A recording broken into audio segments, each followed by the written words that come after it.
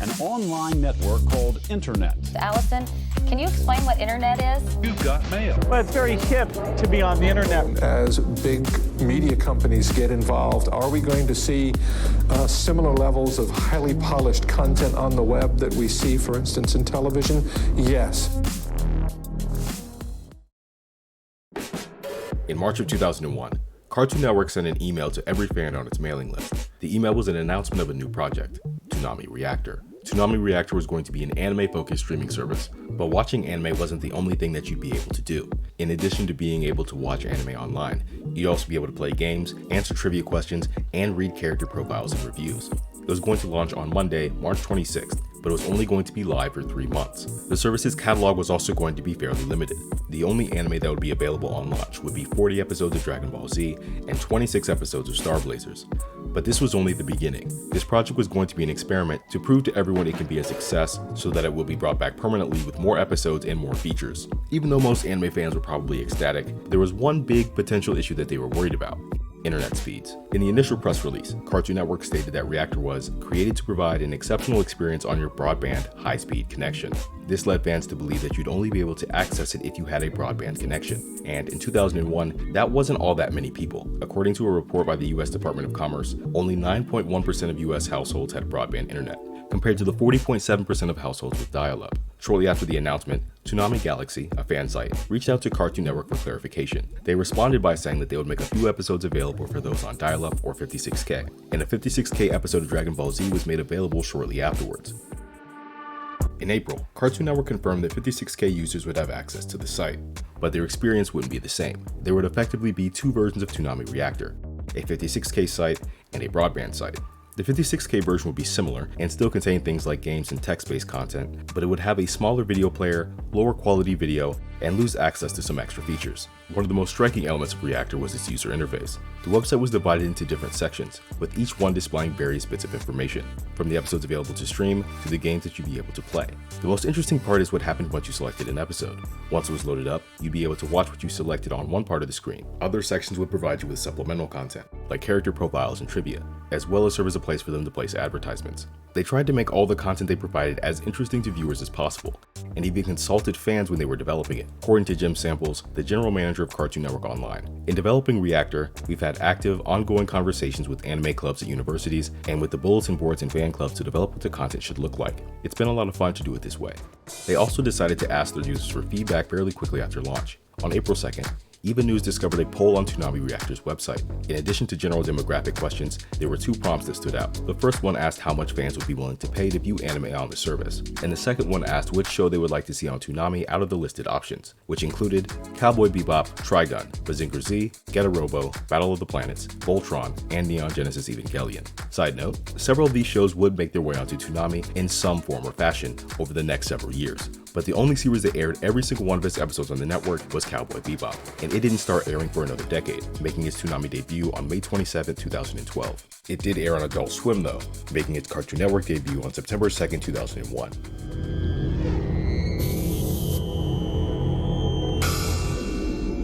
It's a race to the future. Toonami wants to get you there faster with Reactor. Let's go! Web episodes of Dragon Ball Z and Star Blazers. We have the technology to make it faster. Games. Trivia. The lowdown on your favorite characters. To get the goods, go to Toonami.com. This is only a test. When the service was announced, they revealed that they would be releasing 4 games, and shortly afterwards, fans found out that 2 of the games would be based on Dragon Ball Z, and the other 2 would be Toonami specific. The first one we'll take a look at is Dragon Ball Z Mission to Namek. In this game, you control Goku, Vegeta, and Trunks, and were tasked with stopping the Ginyu Force before they could find the final Dragon Ball. The gameplay was simple. You drag a Z-Fighter onto a member of the Ginyu Force, which could be in one of 5 locations, in order to start a battle. You could also move them into a training area where they could learn special abilities. You'd have to keep an eye on each of the 5 sections though, because if any of them were destroyed, they'd find the last Dragon Ball. The next Dragon Ball based game was Dragon Ball Z Tournament. This was a strategy game where you could select a character and participate in a tournament on Namek. The gameplay involved moving to different sections of a square battlefield and selecting your character's actions. If you and your opponent met in the same section, you'd quickly exchange blows before separating. Once you defeated your enemy, you'd receive a Dragon Ball, and after completing all 7 battles, you'd beat the game. The first Toonami-based game was Reactor Mindburn. It was a trivia game that asked you questions about several Toonami series, including Dragon Ball Z, Gundam Wing, Sailor Moon, Tenchi Muyo, Batman the Animated Series, Superman the Animated Series, and Outlaw Star. The last game, Reactor Meltdown, was another trivia game presented in a different way. Instead of being given multiple choice questions, you'd be given an obscured image. The image would be gradually revealed over time, and you'd be awarded points based on how fast you were able to identify what was in the picture. As mentioned previously, Reactor would feature a fair amount of written content alongside the games and anime. In order to produce this content, Toonami partnered with Animerica magazine. Toonami would pull from Animerica's previously released magazines in order to fill out feature pages on characters in anime, although this was pretty much exclusively about Dragon Ball Z in the beginning. Later in the service's life, Animerica would produce original content for Reactor. This generally took the form of short history lessons about the anime featured on the platform, but they would occasionally release a top anime list. Despite all the new things that Reactor was bringing to the table, it was still trying to run a streaming service in a world where nearly half of the US population didn't have internet access. And as mentioned earlier, most of those who did were still using dial-up. In order to learn about how they dealt with the challenges of the time, I reached out to Charles Lunsberg, a video editor on Reactor. Because of the large file sizes, episodes had to be broken up into 4 separate parts. Editors were responsible for finding the most natural breaks in the action and cutting the footage.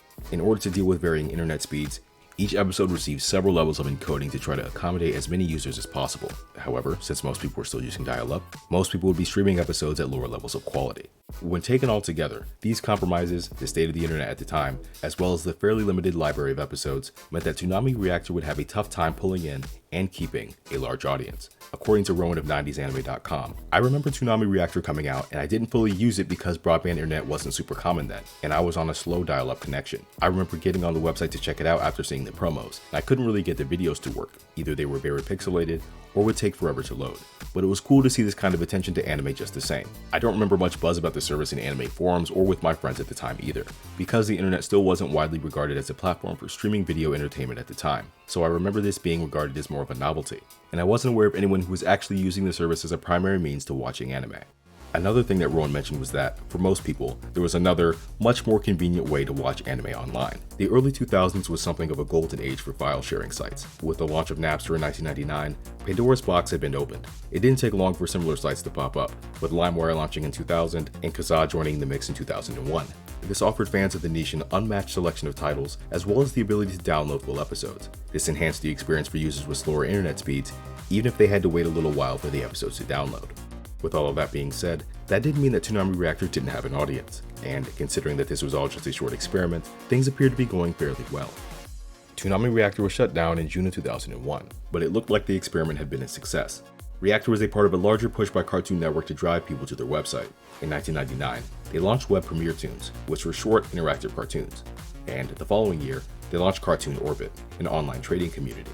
Web Premiere Toons, Cartoon Orbit, and Toonami Reactor were cited as the key contributors to a massive increase in web traffic to CartoonNetwork.com. The second quarter of 2001 was the website's biggest quarter ever.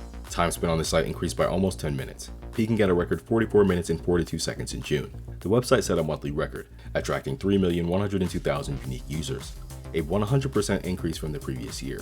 Users visited an average of 24 pages per user session, 9 pages more than June 2000. And Reactor was responsible for a fair amount of it, bringing in an average of 30 million page views a month with 800,000 unique users. Given this, it's not too surprising what happened next. On November 9, 2001, Toonzone received a special announcement from Cartoon Network. On November 14th, Toonami Reactor would return. According to Paul Candelora, the general manager of Cartoon Network Online, "We received such positive feedback from the fans during the initial release of Reactor that we decided to continue the program. By featuring new content, different from what you could find on air, Reactor offers us an opportunity to provide our fans a chance to expand their Toonami experience." The relaunch would feature 4 new anime: Record of Lodoss War, Star Blazers: The Comet Empire, The Harlock Saga, and Patlabor. It would also feature animated music videos from Daft Punk. Side note, when they said that they were going to feature content on Reactor that was different from what you find on air, they meant it. Both seasons of Star Blazers, Record of Lodoss War, The Harlock Saga, and Patlabor never aired a single episode on Toonami. The day before the relaunch, if you visited the website, you'd find a poll. Toonami Reactor returns once more, with 4 sagas born of Eastern lore, an epic record of robot wars, of cosmic labors unseen before, and creatures torn from legends yore, of pirate ships, the police, and more. The references would be fairly easy for anyone who saw the previous announcement, but this was an effective teaser for everyone who didn't. When the site relaunched the next day, only one of the 4 announced shows, Star Blazers: The Comet Empire, was actually available. While the Harlock Saga and Record of Lodoss War would show up before the end of the year, Patlabor was nowhere to be found. The series would eventually make its way onto the service, but that wouldn't happen until February 18th of the following year. Reactor 2.0 would also feature a brand new user interface. The first version of the site could have been described as 2 large rectangles filled with various interactive windows. The new site was divided into distinct sections, with features and episodes prominently on display. The purpose of this new layout may have been to reduce the amount of time that users had to spend digging through menus.